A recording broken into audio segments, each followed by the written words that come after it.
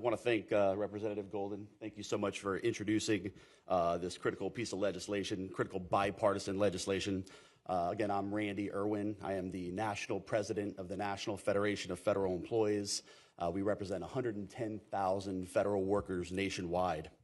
I do want to first thank the federal employees out there for the incredible work that they do every day, keeping our military ready, caring for our cherished veterans, caring for all of our public lands, maintaining our homeland security, guaranteeing clean air and clean water, safe food and safe air travel, secure borders and secure passports, and so many other essential services that the American people rely on. So NEFI is extremely proud to support the bipartisan Protect America's Workforce Act, a critical piece of legislation that would restore collective bargaining rights to approximately 1 million civilian federal workers. The executive order signed on March 27th that aimed to eliminate collective bargaining at 18 federal agencies was the biggest assault on collective bargaining rights that we have ever seen in this country. Ever. Not just our lifetimes, the whole ever. It's union busting. It's union busting, plain and simple, on a level that we have never seen in this country. But let me tell you something. Collective bargaining in the federal sector is not a threat to national security. That idea is preposterous.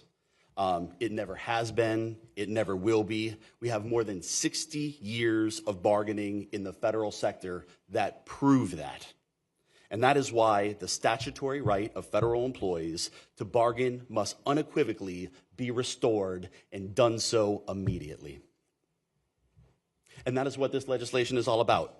And I am so proud that members of Congress, working in true bipartisan fashion, took immediate action after this executive order was signed to draft legislation to keep this egregious executive order from going into effect.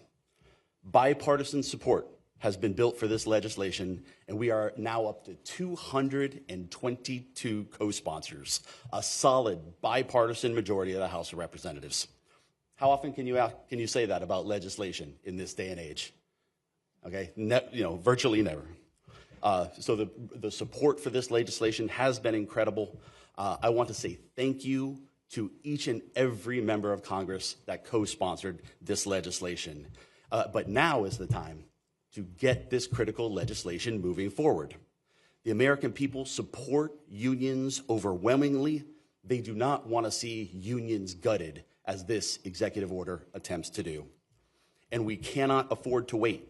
The stakes are truly too high. Our civil service has been stressed to an unprecedented degree. I hear from these folks every single day.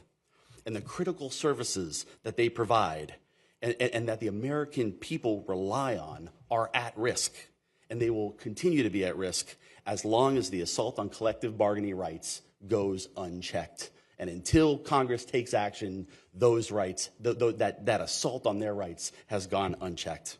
So I call on every House member to sign this discharge petition today and reinforce the essential rights of working Americans that are protected by the Constitution. This isn't a partisan issue. If you support essential freedoms, sign this discharge petition today. And so now it is my great honor to introduce a great friend of labor and federal employees, Congressman Donald Norcross.